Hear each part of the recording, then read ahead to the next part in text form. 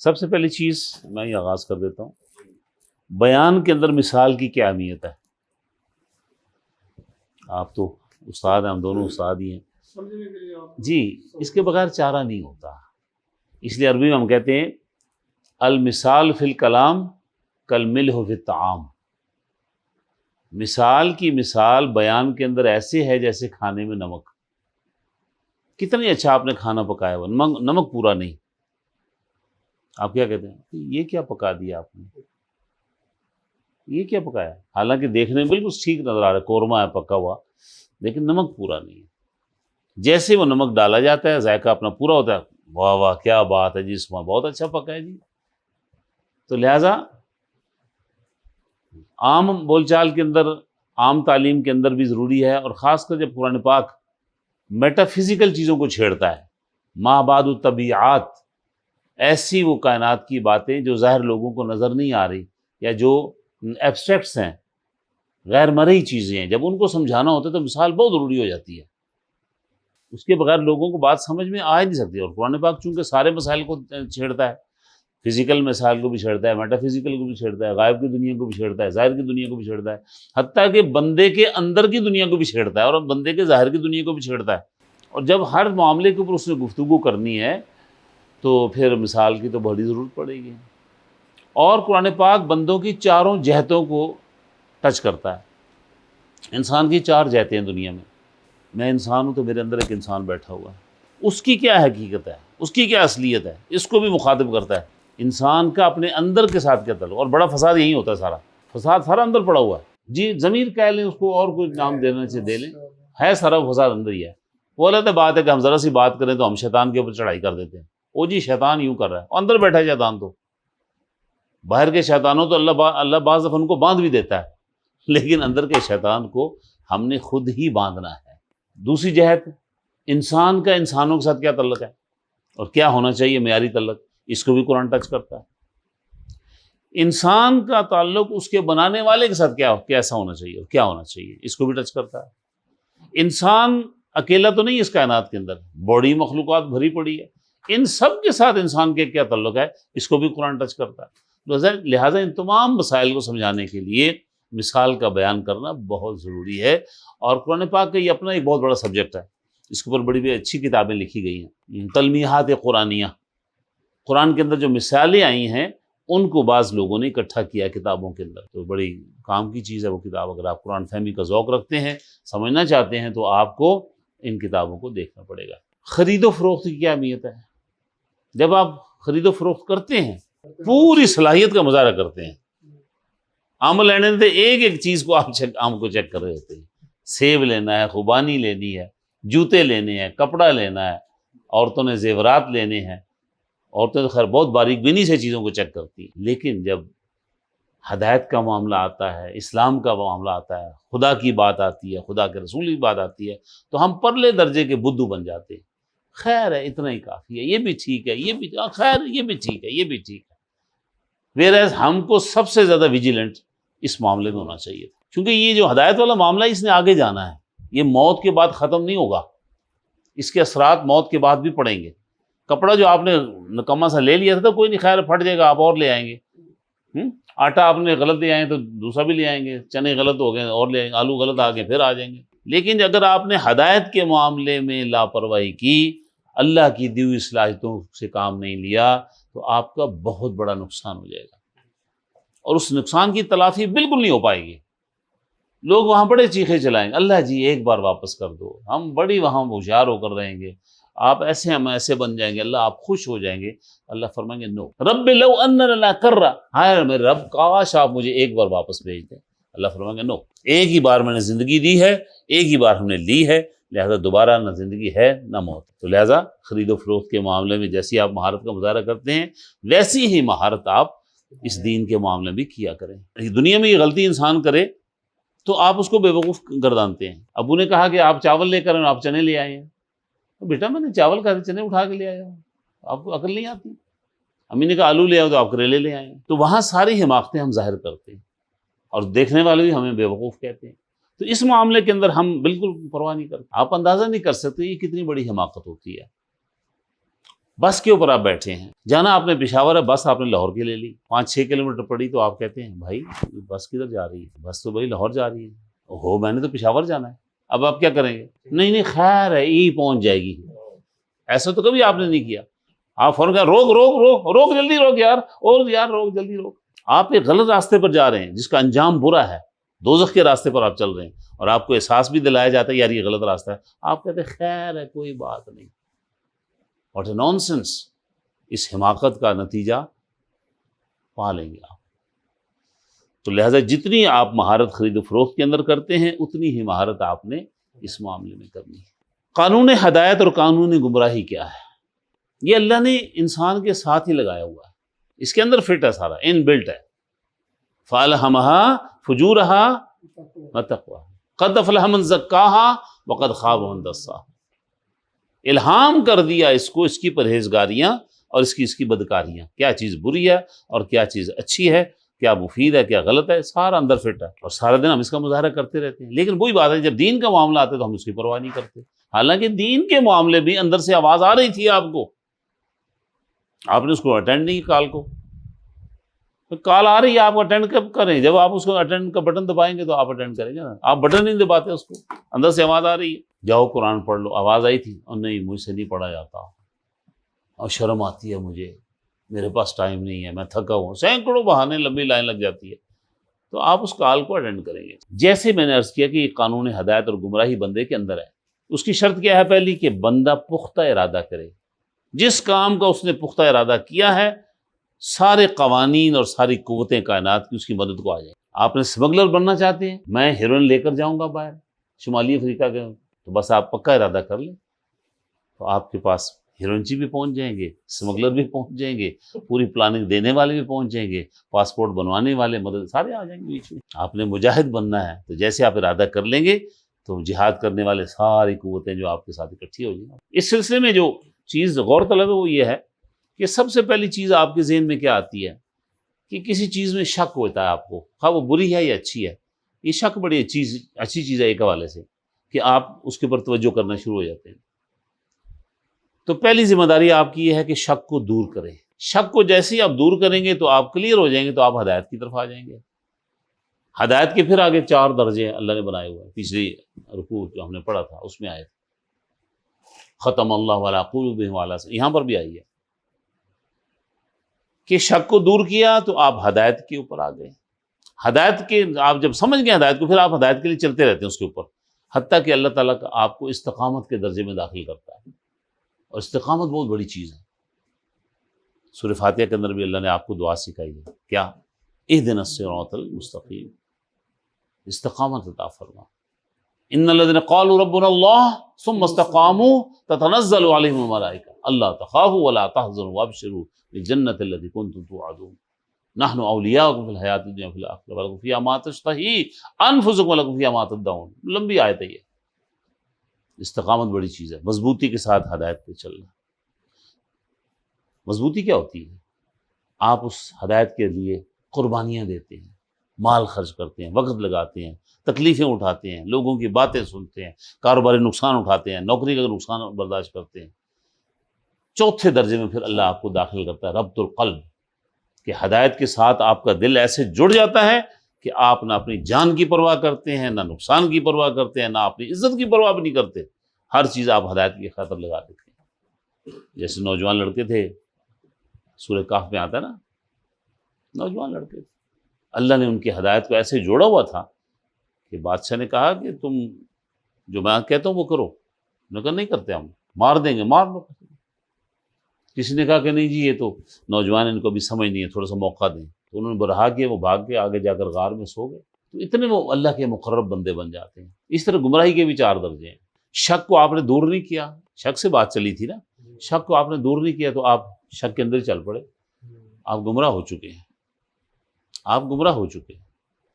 پھر بندہ گمراہی میں چلتا رہتا ہے، اور گمراہی کی خاطر پھر پیسے لگاتا ہے، پھر تکلیفیں اٹھاتا ہے گمراہی کی خاطر۔ کافر بھی تو لڑ رہا ہے، کافر بھی تو مال لگا رہا ہے، کافر بھی تو وقت لگا رہا ہے۔ پاک کہتے ہیں کہ ان تکونوا تعلمون فانهم یعلمون کما تعلمون وترجون من اللہ ما لا یرجون۔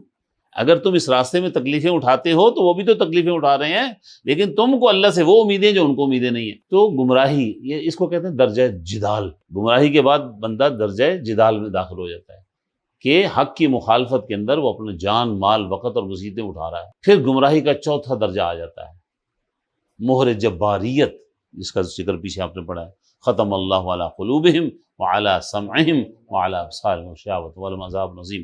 اس کو پھر ہدایت نصیب نہیں ہوتی۔ تو لہٰذا یہ اللہ کے اس قانون کو سمجھنے، اس ہدایت کے پرکھنے میں، شک کو دور کرنے میں جو اللہ تعالیٰ نے آپ کو صلاحیتیں دی ہیں ان کو استعمال کریں۔ جیسے پیچھے آیا نا کہ بندہ دو روشنیوں سے دیکھتا ہے، ظاہری اور باطنی۔ ایک بندے کے اندر کی روشنی کام کر رہی ہے اور ایک باہر کی کام کر رہی ہے، دونوں بیک وقت فنکشنل ہوں گی۔ ابھی ہم بیٹھے ہوئے ہیں، روشنی لگی ہوئی ہے تو ہم دیکھ رہے ہیں، اس کو بند کر دیں تو اندھیرا ہے، حالانکہ اندر کی روشنی ہماری ٹھیک ہے۔ یا اندھے کو لا کے یہاں پہ بٹھا دیں، اس کو روشنی سے کیا فرق پڑے گا؟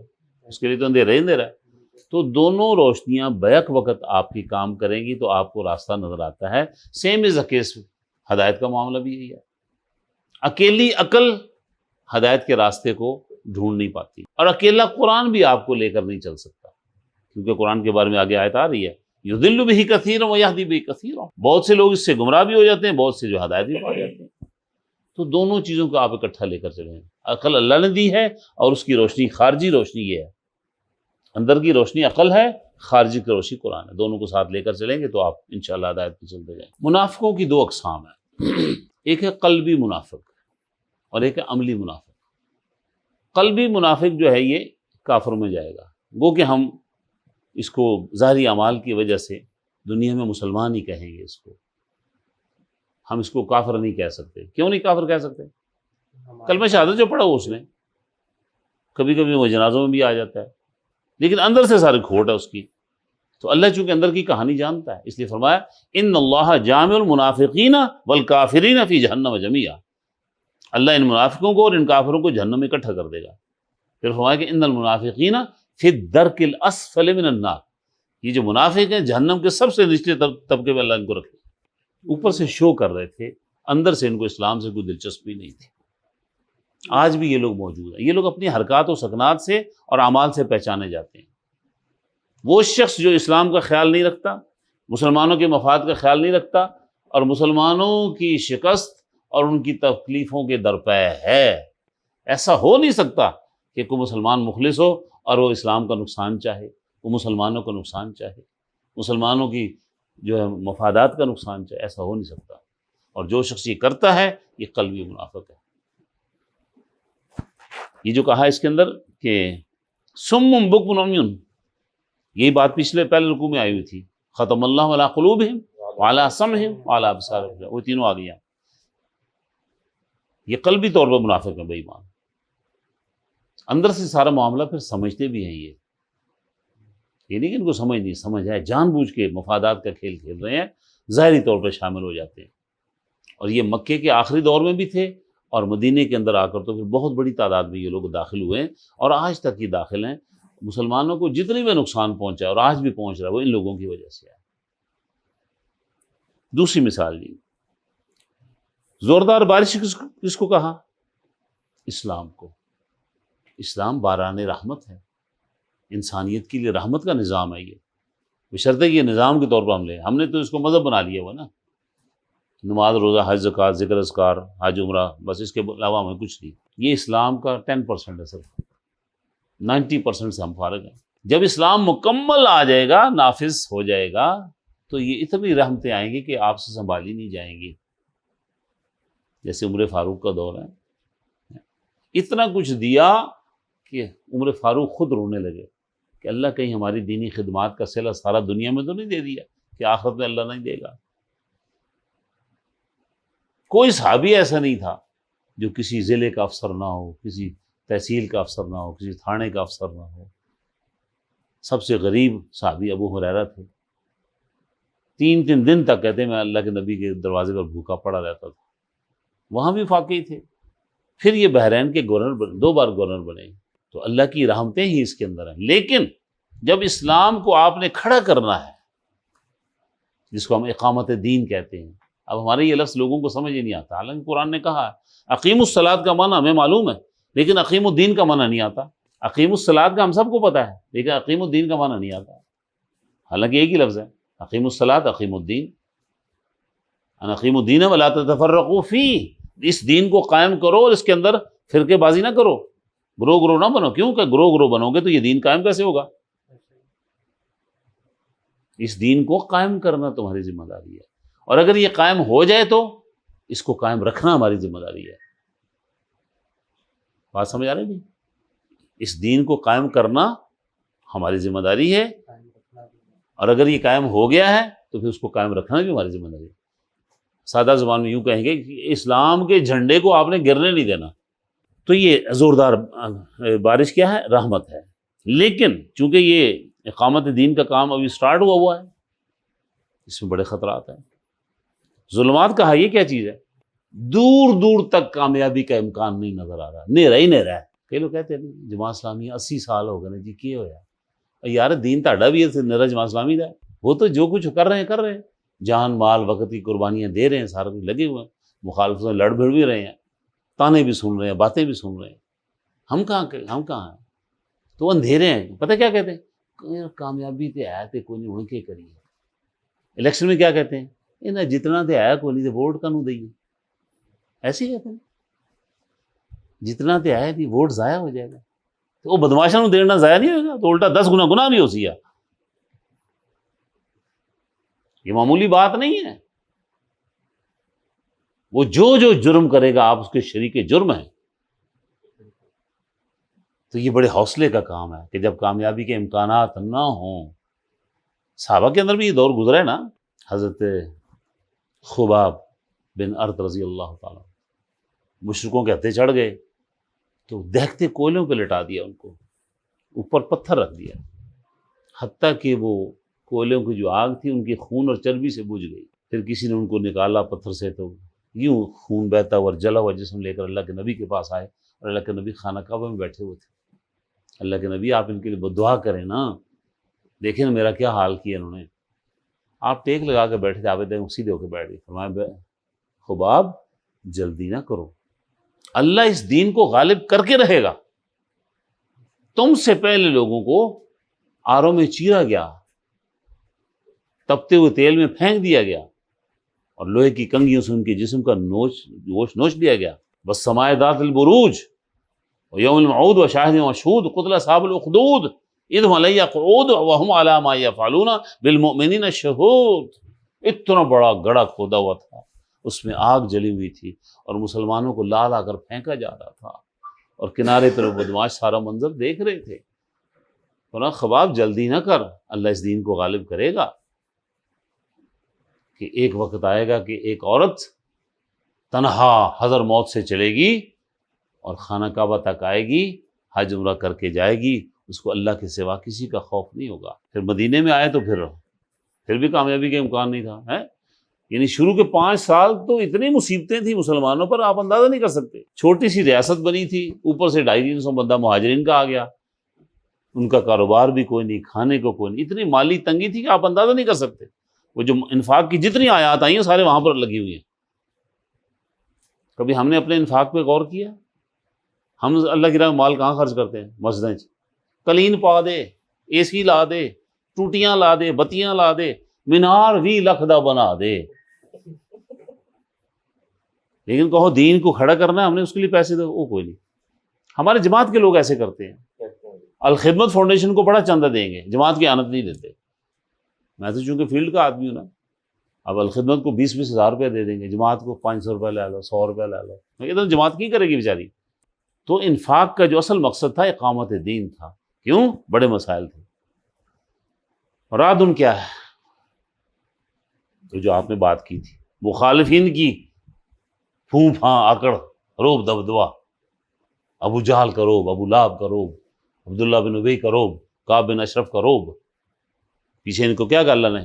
شیاطین، ڈیرے دار بڑے بڑے، برا نہ مانیے گا، ملکاں دے ڈیرے، شاواں دے ڈیرے، چودھریاں دے ڈیرے، جٹاں دے ڈیرے۔ وہاں کیا ہوتا ہے؟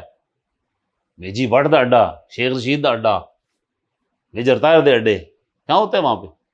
بدماشی ہوتی ہے ساری۔ چلو فلاں کے کھیت کو آگ لگا دو، فلانی کی لڑکی اٹھا لو، فلانا بندہ مار کے وہ گھر سٹ دو لاش۔ یہ مخالفین کی گھن گرج ہوتی ہے۔ برق یہ کیا چیز ہے؟ مخالفین کے پاس جو مال و متاع ہے اس کی چمک بڑی متاثر کرتی ہے، حتیٰ کہ موسیٰ علیہ السلام کی دعا کرنی پڑی، ہے اللہ آپ نے فرعون اس کے سرداروں کو بڑا مال دیا ہوا ہے جس کی وجہ سے لوگ ہمارے گمراہ ہو رہے ہیں، اللہ تو ان کے مال کو برباد کر دے۔ اور موسیٰ علیہ السلام کی دعا پھر رد نہیں ہوئی، قارون کو ساری دولت سمیت اللہ نے زمین میں دفع مارا۔ تو یہ وہ چیزیں خطرات ہیں سارے کے سارے۔ یجعلون اصابعهم فی آذانہم، یہ کیا چیز ہے؟ یعنی یہ جو منافقین ہیں آگے بڑھنے سے ڈر رہے ہیں۔ اور یہ کون سے منافقین ہیں؟ یہ عملی منافقین ہیں، سمجھتے ہیں اسلام کو، کچھ اسلام پر عمل بھی کرتے ہیں، لیکن اس حق کی خاطر قربانی دینے سے گریزاں۔ آؤ نہ گے نہ جی بات چھو۔ اب وکیل صاحب ملے، بڑے عرصے سے میری کلاس میں آتے ہیں، میں نے کہا سر آیا کرے نا ہمارے پروگرام میں۔ نہ آپ کو نہیں پتہ، وہ آئی ایس آئی والے اٹھا کے لے جاتے ہیں، کرتے ہیں، وہ کرتے ہیں، بندوں کے پیچھے چڑھے رہتے ہیں۔ یہ تو ہوگا۔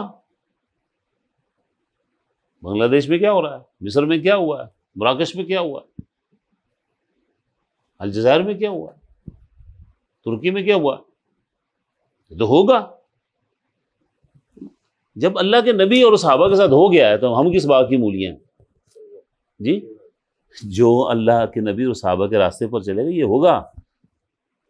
جنت پھر ایسے تو نہیں دے گا نا خدا، ہاں پھر تو خدا ناانصافی کرے گا نا۔ صحابہ کو جنت دے، الجنت تحت ظلال السیوف، کہ جنت تلواروں کے سائے تلے میں، اور ہمیں عمرے اور حج اور نماز پہ دے دے گا۔ واہ واہ، 2 نفل اشراق دے پڑھو تو جنت تاڑی ہے۔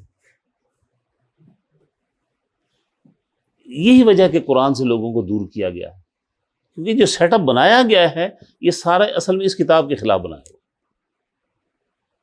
یہ جو ہمارے مدرسوں کا اور نظام ہے نا سارا، یہ انگریزوں نے سیٹ کیا ہوا ہے۔ دیوبند کا مدرسہ کی رجسٹریشن ملکہ وکٹوریہ کے دور میں ہوئی ہے، بریلی کے مدرسے کی رجسٹریشن بھی ادھر سے ہوئی ہے۔ میں نے ایک بات بتائی، مولوی صاحب کہتے ہیں اللہ ملکہ وکٹوریہ کو عربی پڑھی ہے، میں آ کہا سلام ہے تاڑی جانتے، میں کہا بادشاہ نے زبانہ سیکھنے کی لوڑ ہوں ہے، انہیں کوئی 1000 قسم کے ترجمہ کرنے والے ہوتے ہیں کہ نہیں، ٹرانسلیٹر نہیں ہوتے ان کے پاس، تو انہوں نے آپ کے نصاب میں سے اس کو نکال دیا ہے۔ اور دکھ کی بات یہ ہے کہ 80 سال پاکستان کو بننے کو ہوئے، ابھی تک ہمارے مدارس اس طرف نہیں آنے دیتے لوگوں کو۔ سید صاحب سے ان کی کھٹ پٹ یہی ہے صرف کہ سید صاحب نے ساری بات قرآن کی ہے، وہ کہتے ہیں بندے ہمارے ہاتھ سے نکل جائیں گے، اور پھر ان کا جھوٹ پکڑا جائے گا۔ اصل مسئلہ یہ کہ یہ جھوٹے قرار پائیں گے سارا، کہ تم نے یہ چیز کیوں چھپائی ہے؟ تو اپنے کانوں میں اپنی انگلیاں ڈال رہے ہیں، کس وجہ سے؟ خطرات کی وجہ سے۔ بجلیاں ہم پر گر نہ جائیں مخالفین کی، کہیں ہم مر ہی نہ جائیں۔ تو فرمایا اللہ ایسے کافروں کو گھیرے میں لیے ہوا ہے، گھبراؤ نہیں، اللہ ان سے نبٹ لے گا۔